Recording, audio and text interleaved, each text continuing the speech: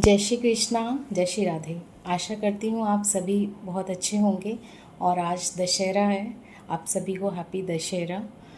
और पिछले दिनों नवरात्रि पूजा चल रही थी और माँ की पूजा करते करते कुछ सवाल आए मेरे ध्यान में। तो मैंने सोचा मैं माँ से पूछने लगी कि माँ, जब हम छोटे बच्चे थे, यानी 3 से 4 साल के या 5 साल के, तो हमसे छोटा कोई बच्चा होता था जैसे कि 2 साल का, तो वो बहुत हंस रहा होता था।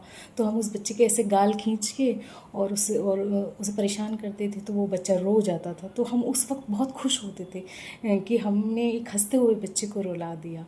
लेकिन आज जैसे जैसे जैसे हम बड़े हुए तो हमें समझ आया कि ऐसे रुलाना सही नहीं है, किसी बच्चे को रुलाना सही नहीं है। और हमने देखा भी है, अगर हम अपने घर में भी छोटे भाई बहनों को ज़बरदस्ती छेड़ देते हैं, बच्चों को वो हंस रहे हैं, उन्हें रुला देते हैं कि थप्पड़ मारा, देखते हैं कि आंसू आते हैं नहीं, और वो बच्चा रो जाता है, तो तुरंत माँ जो होती हैं घर में वो बचा लेती हैं बच्चे को कि अरे अपने छोटे भाई बहनों को आप ऐसे मारोगे, और उनको बचा लेती हैं। तो आप ये सोचिए कि अगर कोई इंसान है, जो वो इंसान अगर जैसे बड़ा हो गया और मान लो किसी और को हंसता हुआ देखे, खुश देखे, तो उसे वो जानबूझ के उसको परेशान करने की कोशिश करे, या उसे कॉम्प्लीमेंट ना देकर कमेंट करे, या फिर कोई भी मतलब उसको परेशान करने का कोई रीज़न ढूंढे कि अच्छा ये इंसान बड़ा खुश नज़र आ रहा है, चलो इसको परेशान करते हैं।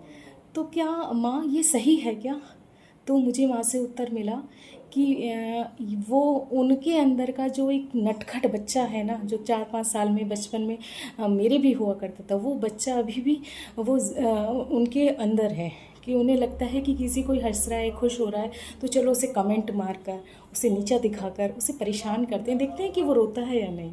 लेकिन वो ये भूल जाते हैं कि अगर वो बच्चा, वो इंसान या कोई भी हंसता हुआ, अगर आपने उसे रुलाया, तो माँ भैरवी भी आपको एक दिन वैसा ही रूप कराएगी और आपको भी रुलाएगी।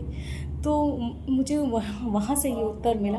तो मुझे लगा आप सबके बीच साझा करना चाहिए कि अगर कोई हंस रहा है, खुश है अपनी लाइफ में, तो ज़रूरी है क्या किसी का कमेंट करना, किसी को उसको नीचा दिखाना, उसे बार बार टीज़ करना? नहीं।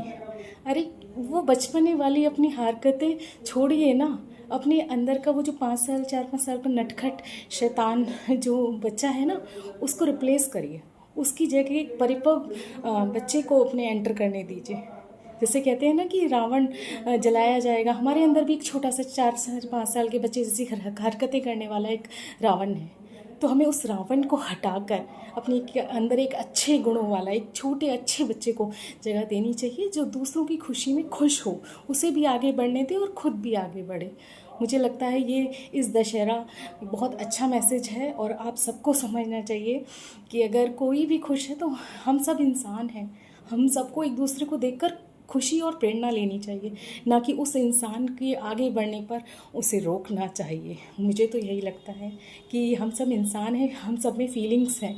कहीं ना कहीं अगर हम किसी को हर्ट करेंगे तो माँ भैरवी पलट कर वो हम पर भी आएंगी चीज़ें कि हमें भी कोई हर्ट करेगा।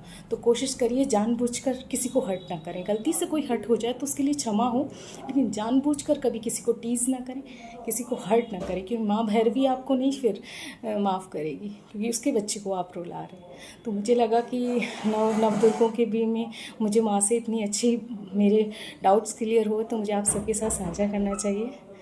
हैप्पी दशहरा।